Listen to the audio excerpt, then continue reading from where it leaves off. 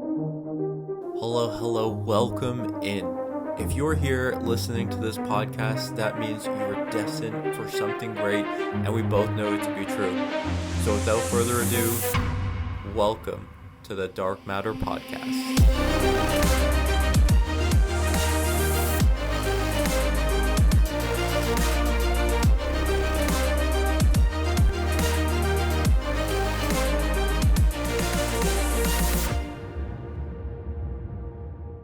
Hello, hello, and welcome back to the Dark Matter Podcast. It's Dev, and today I've brought to you a business coach by the name of Danny Brassell. Danny is a co-founder of Well Crafted Story. They help entrepreneurs, executives, and business owners create compelling presentations that convert audiences into clients. So I'm super excited for this conversation. I know I have a lot of business owners and entrepreneurs, and I'm excited for this new direction or the clarity on how, having those compelling presentations, how that can really help convert your audience. So, without further ado, Danny, welcome to the show. And if you could just give a quick overview to the audience. Well, first of all, thanks so much for having me, Dev. I really appreciate all that you're doing. Thanks for spreading some joy around the world. We need a lot more of you. If I was going to write an autobiography, it'd probably be called Pivots because I feel like I've already lived 9 lives. 30 years ago, I was a journalist covering President Bush Sr. in the 1992 presidential election. I loved my job, got to meet every editor of every major daily. One editor offered me the city beat for $16,500 a year. Meanwhile, a friend told me they were hiring teachers in South Central Los Angeles for $25,000 a year. So, Dev, I became a teacher for the noblest of reasons, for the high pay. And ironically, I fell in love with teaching. I've taught all age levels from preschoolers all the way up to rocket scientists. I can make that claim because I used to teach English as a second language to engineering students at the University of Southern California. And in 2005, my wife and I attended a real estate seminar, which turned out to be a scam, and we lost everything. And I could give you the woe is me story, but I'm a positive person. I learned a lot from that experience. First of all, I learned that my wife is my soulmate. She stood by me right when I put her through the ringer. She's a pretty amazing person. Second of all, I learned money's not everything because you can lose money just like that. Third, I try not to judge other people because if I was somebody looking at what I had done, I would have said, well, you deserve that. But now I realize unless you know everything about a person, you really don't know anything about a person. Fourth, I became a Christian, which I'm always embarrassed to confess that it took a catastrophe. But the more I read my Bible, I realize I'm not the first screw up to find Jesus. And fifth, I didn't want to file bankruptcy. And my accountant said, well, you have to earn this much more money this year. And so I started speaking on the side and I hit that number right on the number. Well, the next year, Dev, he gave me a much higher number and I hit that number right on the number. So in year three, I thought, well, maybe I should set a higher number. And basically, during one of the worst economic downturns in world history, I was able to build up a highly lucrative speaking business, which eventually attracted the attention of some pretty famous people and companies who wanted me to coach them. And I have to admit, I resisted coaching for a long time, Dev, because you need to know this about me. I'm obsessive compulsive. I will not let you fail. I have a whole very high standard for my students. I will hold you accountable and be on your back until you succeed. Well, now that I work primarily with entrepreneurs and executives and business owners, I find that they're highly motivated. They do the work, and it's probably been the most gratifying thing that I've ever done. So there's a long answer to your short question, Dev. Well, I love it. And there's so much that we're going to dive into here today. But I know when you were talking at the very beginning, you said you went straight into educator. And I want to really talk about, what were some of the things that you learned from teaching? Because I actually do have a couple of people in my audience that are teachers. They're either looking to go that way or looking to now transition. But what were some of your favorite things from that? And then the second part to that too is because you kind of mentioned that you were a little bit hesitant about coaching. Was it because of, that high standards and because you really want to make sure that people succeed? So if you could just really dive into that because I feel like there's a lot here that I would love to uncover. Yeah, Dev. So I learned that what works with a 12th grader does not necessarily work with a kindergartner, but what works with a kindergartner works with all age levels. Executives are just like kindergartners. You got to keep them engaged. They have a very limited attention span. And in terms, man, I'm trying to think of the second part of your question. How have I forgotten? The coaching, like going transitioning into the Yeah. coaching. Yeah. Yeah, so transitioning to coaching. So one of the reasons I left teaching is I'm a perfectionist. It's a character flaw. You know, I can have 33 students and 31 of them I have above grade level, and all I focus on are the two that I didn't get to grade level. And so that was why I really resisted coaching because I know that about myself. But again, now that I'm coaching people that are already motivated, I mean, kids are stuck in school. Executives that seek me out, they're not stuck. They're actually motivated. So I don't have to do the motivational part anymore. Right. Yeah, I love this. And it's so true. When you think about it, there's just so many different pieces to it. And like you were saying, when you're, teaching a 12th grader, it's very different than a sixth grade. And it's even like that for, entrepreneurs. I feel like it's very different. If you're, a mindset coach, which we know a lot of mindset coaches, a mindset coach for someone in their 50s is very different from, a mindset coach who specializes in helping people in their early adaptation of entrepreneurship. So it's really interesting how knowing your audience and gearing your message to those people really plays a big role. So I know you talk a lot about storytelling, right? And I guess what part of that now came into it? So you were a teacher, then you went into coaching. Was it always the storytelling piece, or how did it really come together where you realized that a lot of power is in storytelling and knowing how to properly craft your story to your ideal audience? Yeah, I learned that just teaching first grade. The stupidest thing I ever said as a teacher, Dev, is I told my first graders one day, I'm like, okay, kids, write about your lives. And they looked at me like I was from outer space. They're like, we're six. Nothing's happened to us.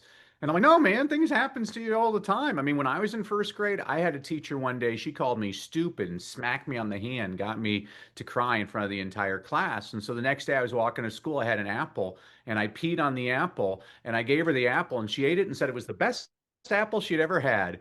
My kids are like, that is awesome. This is also the reason I never accepted food from a child. But I Right. realized if I really want my kids to give me stories, I need to give them stories and model it. And it's really just the approach that, of all people, it was Joseph Stalin who said, a million people dead is a statistic, one person dead is a tragedy. Translation, facts tell, but stories sell. Facts inform, stories transform. And I'm a big fan of watching a lot of speakers. Brene Brown gives a wonderful speech on vulnerability, and I completely agree with her on the point that, and this is a very important teaching point for everybody in your audience, stop sharing your successes. Start sharing your failures because not everybody in your audience has succeeded, but they've all failed. And the Mhm. more you share your own failures, the more your audience is going to see themselves in you. And that's what you're really trying to do to connect with your audience is to get them to realize, you know what? Dev is just like me. He's like my brother. I feel like he's the person I want to work with because that's what separates a good presentation from a great presentation. Is good presentations, they give stories, but great presentations, they tell intentional stories that guide the listener to whatever the call to action is. So who's storytelling useful for? Because I mean, based on how you're saying this, it's useful for, I mean, just about anyone who's doing just about anything. Absolutely. And people often think that they have to be extraordinary, and I say actually it's exactly the opposite. It's the ordinary stories are the gold mines. I'm working with a guy right now.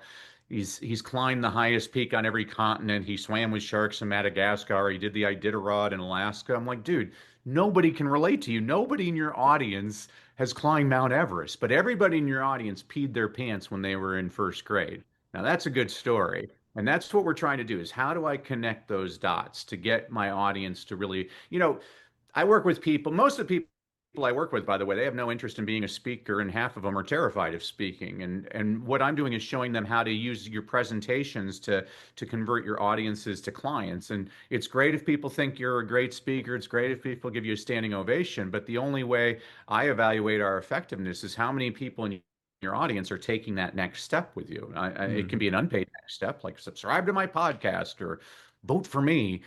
More typically, it's a paid next step, like buy my product or invest in my coaching program. So we need to know our numbers and figure out what is the goal of this presentation and how are we going to get people to take that next step with us.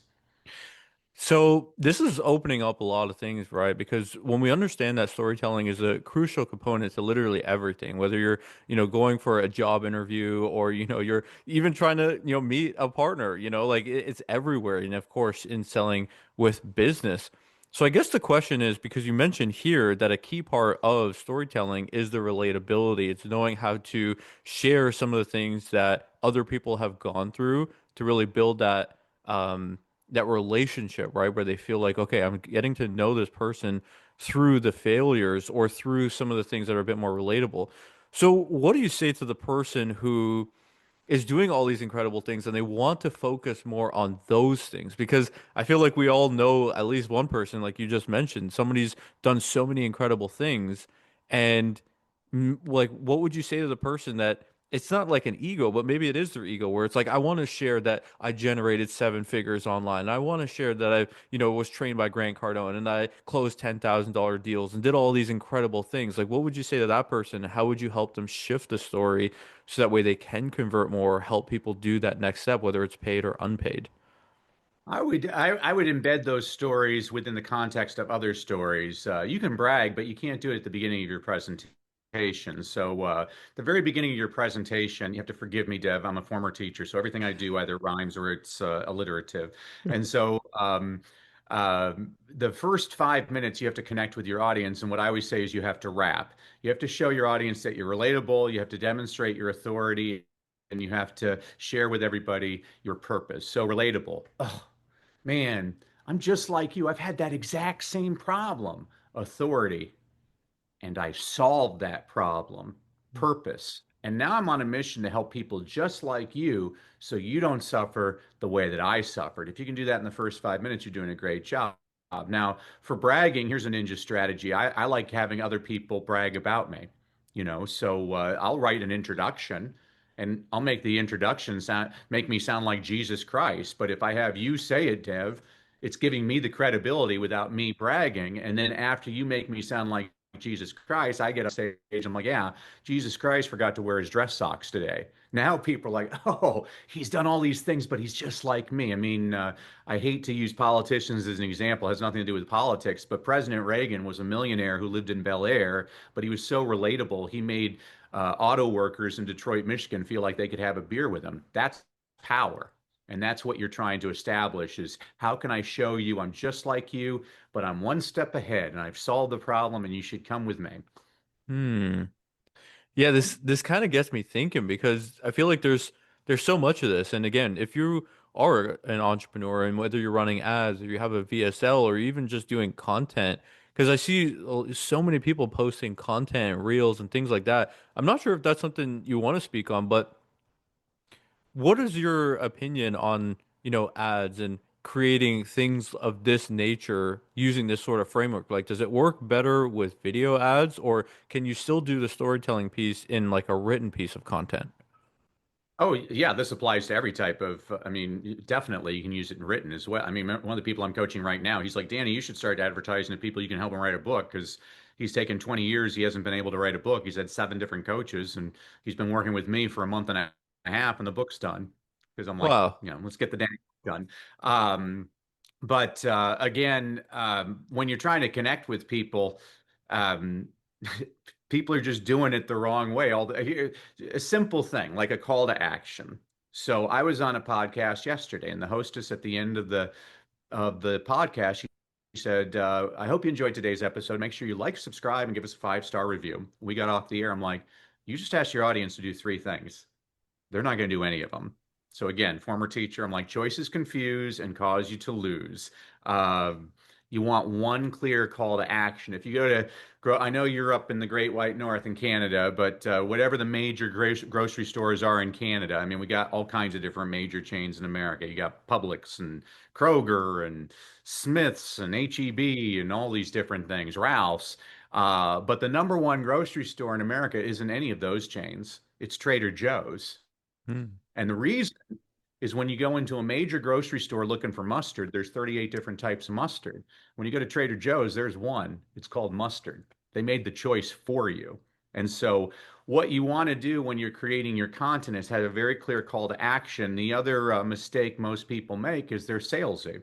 And you got to just change your frame of mind. It's not about you. There's a great guy, Donald Miller, has a company called StoryBrand. I love his stuff. And Donald says your role is you're the guide and your audience is the hero. You're you're Ben Kenobi and you want to make your audience into Luke Skywalker. So stop selling your audience with your solution. What you want to be doing is serving your audience to help their problem. Start thinking from the audience point of view, not from your own point of view. It's one of the first things I share with clients is stop filming yourself when you speak. Just film the audience. The audience is going to tell you all the data that you need. If you see them sitting there on your cell phones, you're not connecting with them. If they're leaning in, they're nodding a lot, that means you're connecting. So let's start making it about the audience, not about you. Okay, so I really like this. And so well-crafted story, is this your coaching program that you're currently offering? Yeah, so I have two co-founders, Coach Jimmy Hayes Nelson and Dave Ward. I call this the professor, the performer, and the producer because my background's academia. Coach Jimmy used to be a Broadway actor, and Dave is an attorney. So we all bring different skill sets. And what we do is we help people create what we call a well-crafted story. Politicians would call it a stump speech. You can call it peanut butter and jelly. It doesn't matter what you call it. This is a presentation that you're going to deliver again and again. It's going to be etched in your memory like your national anthem or the Lord's Prayer. It's going to be a way that you're going to introduce yourself to new audiences again and again. And again, the formula, you already alluded to it, Deb. This works with not just big groups. It works with small groups. It works one to one. It works with a longer presentation. It works with a 30-second elevator pitch. It works with trying to pitch investors, trying to deliver a keynote, or trying to convince a significant other that you want to go on a cruise or something. I use the same strategies with my own children, and so it's just a formula again. Former teacher. I call it the 5 C's. So we start with clarity before we ever get to the presentation. Then once we start constructing the presentation, we have to connect, which we've talked about. We have to have meaningful content. We have one clear call to action, which we talked about, and then we have to have an emotional close. And if you can do those 5 things, I'm pretty sure we're going to get your numbers up no matter what type of audience you're speaking to.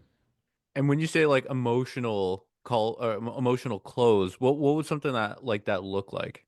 Yeah, so one of my clients is a so if you want to know the names of our clients, just talk to Coach Jimmy. He loves to brag about all the big name people. You actually already alluded to a person that we've actually coached. And he loves to tell the big people. I'm much more discreet. So I change the names of all the people in the company. So we're working with a nutritional expert right now. I'm going to call her Dr. Kathy. And so Dr. Kathy, she grew up with this really rare and intestinal problem, and no doctor could figure out how to give her a proper diet, and she figured it out. And so her offer is a 90-day coaching program for 1997 to help women with this same intestinal problem. And that's where she was ending her presentation. I said, whoa, whoa, whoa, whoa, Dr. Kathy, we're screwing up. She's like, what do you mean? I'm like, well, you have to understand there's two types of decision makers in your audience. I'm going to be stereotypical and say it's the husband and the wife. So the husband is who I call Joe Friday. He's the guy sitting in your audience with his arms crossed, looking like, how much is this going to cost? What do I got to do? How long does it take? And a clear call to action makes sure to answer those questions for Joe Friday. Hmm. But Dr. Kathy was ending with Joe Friday. I'm like, wait a sec, you're ignoring the wife. The wife is Julia Roberts. Julia Roberts, she doesn't care about any of that stuff. She just wants to feel good. I listen to Dev's podcast because I always feel good when I listen to it. And so I said, we need to create an emotional close for you. And she's like, well, how do I do that? I'm like, well, let's use a story. There's different ways to do it, but let's use a story. So what do you want your audience to do? She's like, buy my program. I'm like, yes, I know you want them to buy your program. It took about 5 minutes of questioning. And she's like, well, I want them to understand they can't do it on their own. I'm like, oh, you need to hire an expert story. And she's like, what's that? I'm like, I'll give you an example. I'll leave you with this. Many years ago, my wife and I had theater tickets. We were dressed to the nines, driving to the theater when we got a flat tire. My wife said, well, I'll call AAA, get the tow truck. I'm like, you don't need to call AAA. I'm a man. I can fix a flat tire. So I got out of the car, I opened up the trunk, and I got the spare tire, and then I got the pumper thing, and I got the big jack thing, and tried to get the nuts off of the tire. And basically, 27 minutes later, I'm filthy. I have not fixed the flat tire. My wife is standing beside the car with her arms crossed, shaking her head like I could have done so much better than this guy. Well, unbeknownst to me, she'd called AAA. And this tow truck shows up, and this 17-year-old punk hops out of the tow truck and proceeds to fix my flat tire in 3 minutes flat. You know, I think there's times in life when all of us think we can do it on our own, but if you want to save time, you want to save money, you want to save a whole lot of headache and embarrassment, you hire an expert. So what I've done is now I've ended my presentation with a metaphorical story, which now is getting the audience to trigger in their brains. I've tried lots of things before, but maybe, Dr. Kathy, she seems to know what she's doing. Maybe I just need to hire Dr. Kathy. That's the difference between just telling stories versus telling intentional stories that drive the audience to, you want a presentation that moves hearts, but it also has to move the needle. The way you're going to move the needle is, you can serve your audience a little bit in a 45-minute presentation. You can serve them a lot with a 90-day coaching program. And when you start developing that mindset, it's different. It's not about selling. It's about, man, I can serve, I can help. You got to look at your audience like they are dying and you have the antidote. And if they don't get your antidote, they will die. It's a different mindset. Right. That's an incredible story, and I just love it because as you're saying it, I can see it, right? And then it just makes it such a no-brainer to just take the next step, right, and hire that expert. And I relate to that a lot because there's so often where you just feel like you did everything that you could, or you gave a lot of value at the beginning, right? Where it's a cheap enough price, so it's like they gotta just do it, right? But if there isn't that hook at the very end with that emotional close, whatever it is, whether it's hiring an expert or, changing your situation, whatever it could be, that it absolutely makes sense for this. And so I guess the next question that we have here is, because a lot of people in my audience, they do like a master class, right? Where they run like a monthly master class. They bring people in and then they put on a show. Is the value that's provided to the audience, and then how much is it like the storytelling? And is it, really building relationships and painting the picture on what happens when you know, solve the challenge or when you don't solve the challenge? Or is it, giving people the information that they need so they could take it forward and then they choose to work with you because of the connection? Like, does that make sense? I feel like it's a No, no, I interesting get it. question. I mean, like, look at cavemen. Cavemen, we descended from cave people, and the person that was listening to the story about not eating the red berries because they're poisonous, that person survived, and the person that didn't listen to that story died. And so you can make points, and I think the way you make those points is through storytelling. Like that's how you make the point. So if you're running a mastermind, it's just a monthly meeting or whatever, I'm always going to start by trying to connect with people. And the way I'm going to connect with people, I'm a little bit different than a lot of speaking coaches. A lot of people say the way you can connect is talk about the worst moment of your life. Now, Deb, there's three reasons why I refuse to do that. First of all, the world just survived a global pandemic. Everybody's had a lot of bad stuff happen to them. I don't think we need another sad story. I think we need more stories of hope. Second of all, I'm teaching you how to create a story that you're going to tell again and again. Do you really want to share the story, the worst story of your life again and again? I mean, I have a friend, his daughter was killed in a school shooting. He's delivered that presentation over 1,000 times. I mean, I have no idea. I could never do that. I mean, I want you having fun on stage. And third, and this is where people get angry with me. I have one objective when I'm on stage. I want you to leave feeling better than when you came in. I want you smiling, laughing, happy. I think there's something admirable about that as an objective. I believe the people that tell the same sad story again and again, by the 20th time they're telling it, now those are crocodile tears and now they're being manipulative. And I'm not saying it's not an effective sales strategy. It's actually a very effective sales strategy. But I personally don't want to have to take a shower after I get off stage because I just manipulated my audience. There are ethical ways to get people to want to do business with you. And so, same thing as when I was a teacher. I take my job seriously. I don't take myself too seriously because I ain't all that, and neither are you. And if you think you're all that, teach kindergarten for a week. Those little ones will set you straight. One of my little girls one day, LaShonda, raised her hand. I'm like, LaShonda, question. She's like, Miss Brassell, when are you going to trim your nose hair? I'm like, this afternoon. Thanks for bringing that to my attention. I ain't all that. So the way I'm always trying to connect with people, and this is why I watch lots of different speakers, and I love watching comedians. They're experts at this. If you if you watch Kevin Hart, Kevin Hart is a short black guy, so he tells a lot of jokes about being a short black guy. Jim Gaffigan's a big fat white guy, so he tells a lot of jokes about being a big fat white guy. Wow, that's genius. What they've done is they've taken their perceived weakness and by addressing it, they're making everybody comfortable with it, and now it's actually a strength. So, like I didn't advise, I didn't work with President Biden or President Trump, but if I had advised either of them, with President Biden, I would have said, make jokes about your age. I can't remember anything. I'm so old. If you make jokes about it, it's no longer an insult against you. Now people are laughing with you. They're like, "Oh gosh, he's good old Grandpa Joe. He just forgets things. He's turned it into a strength." If I was advising President Trump, I'm like, make fun of your humility. Nobody is humbler than me. I'm the most humble person on the planet. You know, that's how you do it. Coach Jimmy uses the example, the movie 8 Mile with Eminem. At the end of the movie, and I'm going to establish how white I am. I don't know what they call it. It's like a rap off between Eminem and this black guy. And Eminem's friends are like, "Oh man, he's going to diss you because your mother, she's a crackho and you live in a trailer and he slept with your girl." And so Eminem gets to sing first. And so he goes up to the black guy. He's like, "You want to say that I live in a trailer, that my mom's a cracker, that you slept with my girl?" And the black guy doesn't know what to use against him now because he just used it all. Ah, pretty smart strategy. And so I'm working with a woman right now. She's terrified of speaking on stage. She shakes like crazy. I'm like, talk about it. Say you're nervous that you're about to pee your pants because this is what a lot of people don't understand. Audiences actually want you to succeed. Deb, you and I have both been in those presentations when the person's bombing. There is nothing more uncomfortable for everybody in the room. Hmm. When a person says, "Hey, I'm just really nervous," this is what you're going to do. No, you can do it, man. I have this theory. Humans are actually cooler than we think. Humans actually want you to succeed. And if they don't, we don't need them. So I would always say take whatever is your perceived weakness. Again, because I get most of the people I'm working with, either they're terrified of speaking or they don't want to speak at all. I'm working with an engineer right now in Silicon Valley. He's doing an investment round, and he begged me. He's like, engineers are kind of introverted, and he's like, "Oh, Danny, please make me funny. Like, I need to connect. I need to be able to sell this."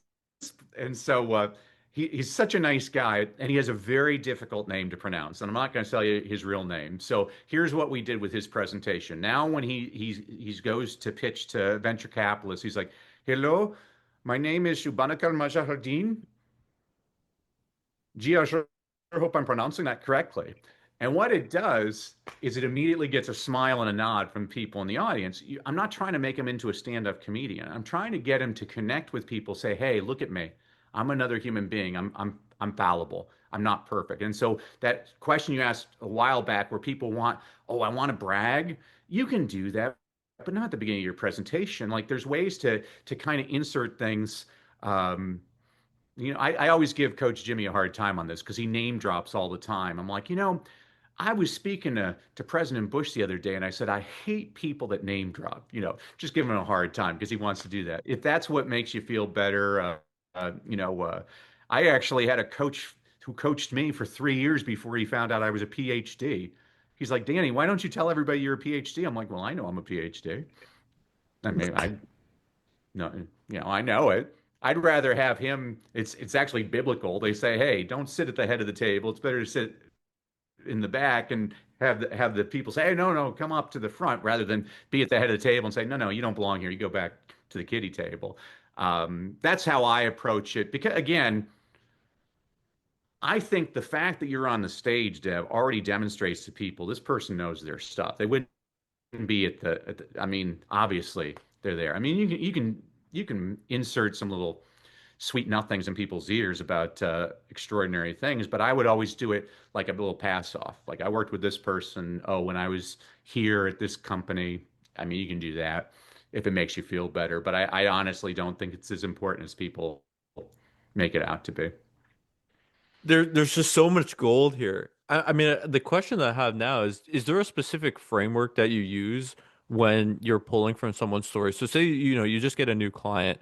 Like, what is Mhm. that process for you to now look at their story or like try to find what works best in terms of, yeah, like sharing the right story? Excellent question, Dev. So here's an exercise, everybody in your audience, and you can do this as well. Is later on, I want you to find a comfortable chair, have a pen and paper, libation of choice, and for an hour, I want you to write down every story that's ever happened to you. And I don't mean the entire story, I just mean triggers. Like the time I locked myself out in front of the grocery store, I locked myself out of the car in front of the grocery store. The time Dad spilt mustard on his tie when we went to that fancy restaurant. You'll find in an hour you can come up with hundreds of stories like this. So that's the first part of the exercise. The second part of the exercise is then I want you to figure out what's this story really about. Oh, this is actually a story about never giving up. Oh, this is a story about loyalty. Mm. This is a story about paying attention. And so on my computer, I literally have hundreds of files with actions and emotions with tens of thousands of stories. And so when I'm putting together a presentation, I'm like, okay, I'm going to use this story and I'm going to use this story and I'm going to use this story. And again, I always tell people it's the basic stories are usually the gold mines. People think they have to do something extraordinary. I'm like, no, it's the same thing as people thinking that they have to brag. I'm like, actually, the opposite's true. People are going to respect you a lot more with your humility. And so I just love, and that's what I'm always using. I'm just using silly stories that's why being a teacher just served me well as a speaker and as a coach, because I have a zillions of stories about my students and stories about me growing up and things like that. And I mean, and that, I, most of them, I usually like to be the butt of the joke and have them humorous, but I mean, I can have serious points too. I was speaking in 2018. I was speaking to all these schools in Tamil Nadu in southeastern India. And I pumped up all the kids at this school one time, and kids are coming up to me afterwards. You're great, you're great, great. And then I look at one little boy, and he's got tears in his eyes, looking up at me, and he's missing his left arm. I realize he's probably about 6 years old, and he's like, "What can I do to succeed?"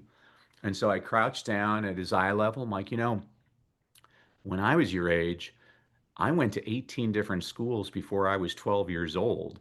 Everybody used to call me stupid because I stuttered.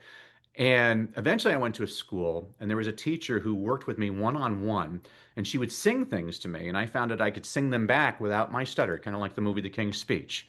And I eventually lost my stutter and I became a swan.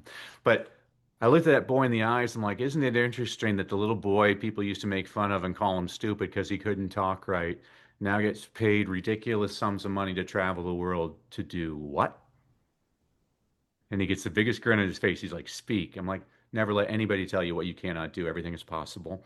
And so that's more of a serious story. I'm not going to tell that story all the time.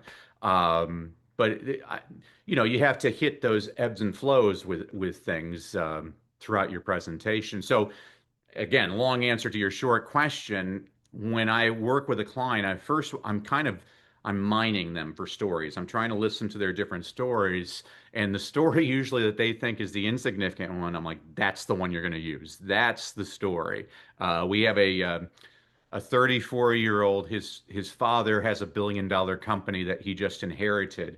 And so now he's the chairman of the board and he's working with all these C-suite executives that are in their 50s and have much more experience than him. And so his first meeting, he was terrified about what he was going to do. And I said, let's talk about a time when you were in over your head. And we have a perfect story for him. He talked about it with the C. I was in over my head. And what I realized is I need the help of the people around me. And that's how we succeed is together. This is exactly the message that everybody had to hear. They're all on board. And that's the power of storytelling.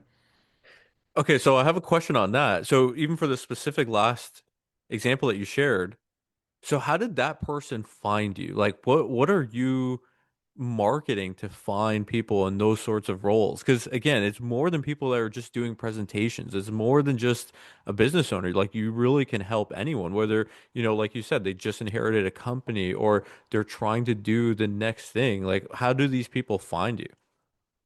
Yeah, I actually don't practice my own advice because I usually tell people you need to be very specific in your niche. I mean, that those are the clarity questions before we ever put together a presentation. I always say, can you answer these two questions? It's amazing. 95% of the people I work with cannot answer one or both of these questions in a succinct manner. Those two questions are very basic. They are, who is your audience and what is the problem that you solve? A lot of people say, my audience is everybody. I'm like, well, if your audience is everybody, your audience is nobody. But here I am. I've worked with Olympic athletes. I've worked with uh, politicians. I've worked with televangelists. I've worked with business owners, whatever. I'm not following my own advice. I mean, if I was going to niche it down, I work a lot with financial planners. And so Coach Jimmy and I were working with a guy, Richard. And the way Richard gets clients is twice a week. He has these free steak dinners at a nice steakhouse for about 15 couples in their 50s to 70s that are looking for maybe I should invest my money with somebody or whatever. And so Richard, the way he used to start off his presentation is he'd say, "My name is Richard. I've been in the business for 30 years. I've made my clients over $1 billion. I worked with this famous person, this famous person." Like, time out, Richard. What are the three most important elements of real estate? Location, location, location. Like I've been telling you, it's all right to brag, but you can't do it at the beginning of your presentation. And so he changed his opening. So now he talks about the very first client he got 30 years ago, which is a comedy of errors. I have no idea why this person invested with him at all. And this is what Richard told us. He just did it. He did that presentation one time and he saw the difference. He's like, "Oh my gosh, Danny, you're a genius." He's like, he's like, "You're right. The Joe Friday in the room who used to have his arms crossed, when I tell this story, now he's patting his knee because he's laughing so hard," which is great. But here's what was awesome was Richard used to average of the 15 couples, six of them would book a free one-on-one consultation with him in his office. Just with that one change, he went from six to 12 of the 15 now Wow. booking that consultation. This is actually money, and he's going to, and again, I haven't, it's not a money mindset. I'm like, do you believe in your product? He's like, yes. I'm like, so you have a responsibility to help these people because they don't understand the tax code like you do. They don't understand long-term health care needs. You have a responsibility. Every person that walks out that doesn't work with you, they're gonna die. I mean, I got them a different mindset. And so Yeah. that's the power of that. But again, it's funny when you said, how does a person find you? I'm like, well, now we have a lot because I've helped a lot of financial planners. We have a lot of financial planners, but we work with nutrition people. We got athletes, all these different people. And I really should just niche it down to one thing. You're absolutely right about that. And again, that's why I do. So people always ask me, Deb, how do you get better at speaking? Like, Mm. there's only two ways. First of all, you got to watch a lot of speakers. I mean, I watch 10 speakers a day. I watch televangelists. I watch politicians. I watch comedians. I watch them in front of big groups, in front of small groups, in front of men, in front of women. Here's a ninja strategy for your audience. I watch a lot of televised award shows. And people always ask me, why do you do them? Like, because when the person wins the Academy Award, they only have 45 seconds to connect with their audience. I want to see how they use their time. Most people waste their time. They get up there like, "I want to thank God, I want to thank the Academy." It's stupid. Nobody's paying attention. But every now and then a person aces it. So a few years ago, there was a guy by the name of Joe Walker who won the Academy Award for Best Film Editing. Now, this is Hollywood. The important people are in the front of the auditorium, the actors. And the camera's scanning the crowd. You can see none of them are paying attention. This is film editing. I don't care about this. And Joe Walker, he gets on stage. He's British, speaks very slowly and deliberately. He says, "A lot of people don't know this, but when phrased properly, the term Academy Award nominee can be used as an insult." Well, now the camera's scanning the crowd. You see people leaning in, like, what's he talking about? And he says, "For example, yesterday I got in an argument with my 17-year-old daughter, and she said, 'Well, Academy Award nominee Joe Walker.'" All of a sudden, you see everybody laughing hysterically. He gets off stage. Denzel Washington wants to meet him. Sandra Bullock wants to meet him. Brad Pitt wants to meet him. Time magazine said he was one of the highlights of the Academy Awards. Well done, Joe Walker. That's how you connect. So the first way you get better at speaking is watching lots of speakers. The second way, I've been blessed. I have lots of coaches and lots of mentors. One of my coaches who's no longer with us was a guy by the name of Jim Rohn. And Jim used to say, "You can't pay other people to do your push-ups." Translation, you got to do the reps. It drives Coach Jimmy crazy that I do so many podcasts. I do probably about 10 to 15 podcasts a week. And Mm. there's two reasons why I do that. First of all, I'm getting reps. You've asked me a couple of questions today nobody's ever asked me before. So I'm like, did I like that answer? How can I make that answer better the next time? And so when a person thinks I'm like brilliant, they're like, "Oh, you answered that question so brilliantly." I'm like, "What you don't understand is I've been asked that question 500 times. So before you asked it, I had 500 opportunities to craft the perfect answer that impressed you so much." And then the second reason I do so many podcasts, it bugs Jimmy to no end. He's like, "Only one person listens to that podcast." I learned it doesn't matter how many are listening. All that matters is who is listening. If you only Mm. have one listener in Ontario, but it's the Prime Minister of Canada, that's not a bad audience. You have no idea. And I can tell you, when I first started as a speaker, I had two speakers bureaus that hired me. I had to work 8-hour days for $700. Well, my local library, they asked me if I would do a talk on reading, a free talk. I'm like, yeah, yeah. They're like, well, we're going to have 500 people show up. Well, Deb, four people showed up. Two of them were my realtors. The other two was a Hispanic couple that didn't speak a word of English. But I believe in giving 110%. So I did as much in Spanish as I could. We all laughed, had a great time. A week later, it turns out the Hispanic woman was taking English classes at the Adult Literacy Center. She recommended me to do a 45-minute keynote for $4,000, which at that time was 6 times my daily rate. And that's when I learned, whoa, you have no idea.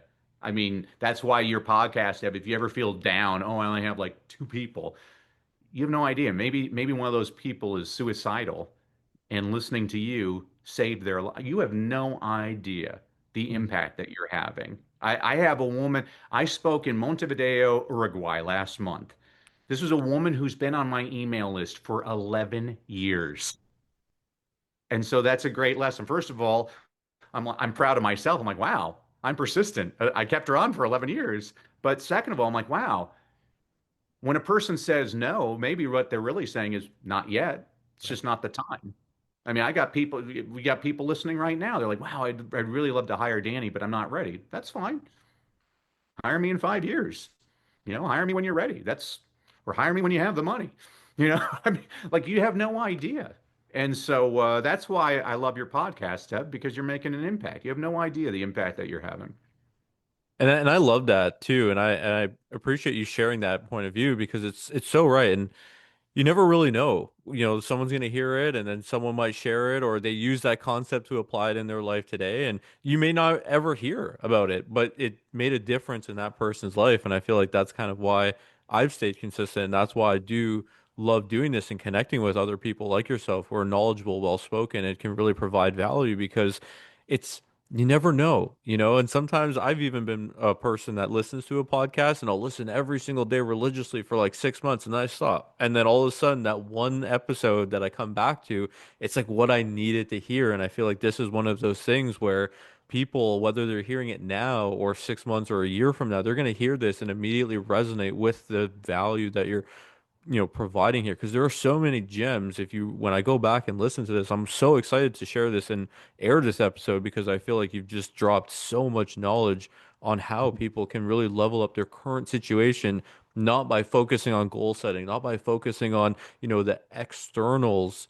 It's by really looking internally and finding how to make yourself more relatable, which I think is what makes it more personable. When you're more personable, you just create more of that positive ripple. So I guess the next question that I have, because again, you've scaled, you have a business that's incredible. You have so many people that you're working with at so many different levels. But I guess what's some of the challenges that you face when scaling that business? Because where you are now, I'm sure this is a place where a lot of people would like to be, but I know most people when they start their business, they're not really at that point, right? So I guess, Um, yeah, what would that look like? So I'll do it based on this is actually a great question because your audience, a lot of them are well, where do I start? And so instead of the coaching, I'll take the speaking. When I first started speaking, I had to make money. So I was trying to figure out how do I get my name out there? And so I'll give a couple of suggestions to your audience. First of all, even if I'm speaking for free, which I used to do a lot, I always have a contract with whoever I'm speaking for. And my contract, when I first started doing this, it would say, Danny will waive his $5,000 speaking fee in exchange for. I wasn't making $5,000, but they didn't know that. And so I had 10 items on the list. It would be like one, a video testimonial from your organization's president. Two, three written testimonials from people in your audience. Three, if you're filming me, I want a copy of the tape. Four, if you have a newsletter, I want to be able to write a monthly column for the next year. Five, give me two referrals to other organizations that could benefit from my speech. I don't remember all 10 of them, but I didn't know if anybody would do any of them. Well, Deb, everybody did at least one, and some people did all 10. And so within my first year, I was getting tons of referrals and video testimonials and looking the part. I'm working with a woman right now, and her goal, she actually wants to be a speaker. And she said, I want to make $10,000 an hour. And so the question I asked her is, do you look like a $10,000 an hour speaker? And she's like, what do you mean? I'm like, do you have a website? No. Do you have a speaking reel? No. Do you have video testimonials? No. Do you have a brochure? No. I'm like, so I'll ask you again. Do you look like a $10,000 an hour speaker? I wasn't trying to put her down. I'm saying this is our game plan now. If you want to get that, we need to look the part. Before anybody is an expert, they are always an amateur. It is nothing to be ashamed of. I don't care what it is in life. Like when you're going from kindergarten to first grade, you're nervous. If you're going from college to the pros, you're nervous that first day. You know, President of the United States, the first day they are in the Oval Office, they're nervous, I promise you. But you get your reps in and you start to same thing with your podcast. I guarantee you the very first time you did this podcast, Deb, you stunk. And the second time you did it, you stunk, but you didn't stink as bad as the first time. And now it's a finely oiled machine. You're really into the rhythm. You ask, you know exactly how to research people and how to ask them the right questions. But that didn't happen automatically.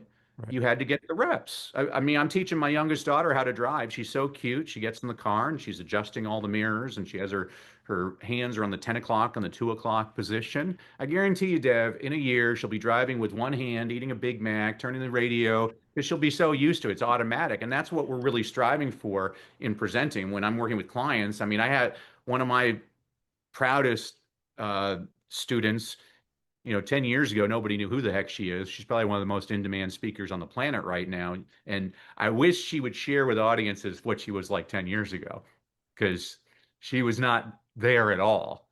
And to see her blossom, and she's doing a lot of good for the world. So that makes me very proud. Who is that? Sorry, I know you don't like to name drop, but I, can you? I don't name drop. Well, and I'll tell you why, because a lot of people don't really want the world knowing that they work with a coach. I mean, I'll name the people I work with that have coached me. I've had lots of wonderful mentors and they've been wonderful, but I'm not gonna unless a person says they want me to share with the world who if you, all you have to do is ask Coach Jimmy, he'll tell you everybody. He loves to do that. But I mean, again, he comes from entertainment where you have to you know, when I lived in LA teaching, it was great because I'd go to Hollywood parties and I learned I wasn't a person, I was in a positive. People would be talking. So I'm there with Arnold, actor, and Steven's there, director, and I'm like, "Hi, I'm Danny, teacher." It's like crazy, cracked me up. So I guess with all of this, again, incredible interview. Thank you so much for being on here, Danny. What are you working on now at the stage that you are at with, all the things that you're doing? I think I see here you've spoken to over 3,500 audiences worldwide. You've authored 21 books. You've had so many mentors and you've done all these things. Now you have a business that really, highlights people and really puts people in a position to really create the best that they can do in life. Like, what are you striving towards now? Like, do you have any goals that you're working towards? Is there a target that you're trying to hit? Like, what are you trying to do at the level that you're at now? Yeah, I guess the goal is I'm trying to work more internationally because I just prefer doing those international flights as opposed to flying everywhere around the country. Canada, where you're at, that's my favorite place to speak is Canada because Canadians don't take themselves seriously at all. They're the greatest audience. They laugh at everything. They're wonderful. Um, I have a policy. So a week ago, I fired a billionaire client because he's a jerk. And I love that I'm in a position where I don't have to work with jerks. I didn't agree with his character, his integrity, and I'm like, here's the money back, and he couldn't believe it. And he actually doubled the amount he wanted to pay me. I'm like, no, I don't work with people like you. That was beautiful. I've always wanted to say that to a like he was just a jerk. I'm like, the world doesn't need another jerk. The world needs somebody cool. One of my little things, my underhanded agendas, I'm trying to work a lot more with women and minorities because I think they're grossly underrepresented on stages. And I'm not saying that race and gender mean everything, but they mean something. And I mean, I have 3 kids, 2 of them are daughters, and I want them to be able to. It's unbelievable. 52% of the world's population is female. If you look on stages, it's probably about 10%. It's disgusting to me. And so I love working with with people that are underrepresented. I love working with people that don't think that they can speak and want like the woman I was talking about with you. Yeah, so I guess that's what I'm doing, and I'm doing the book projects that I want to do. So I guess but everybody has a different definition of success.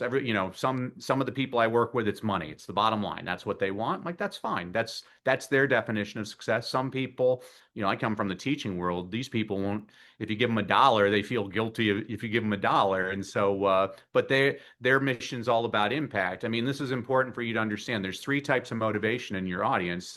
I call them the 20-year-olds, the 40-year-olds, and the 60-year-olds. The 20-year-olds, they're interested in making money. It's all about the income. The 40-year-olds, they've made their money, but they're not spending enough time with their families. So now it's about freedom. And then the 60-year-olds, they're starting to think, man, what's this all about? Did I have an impact?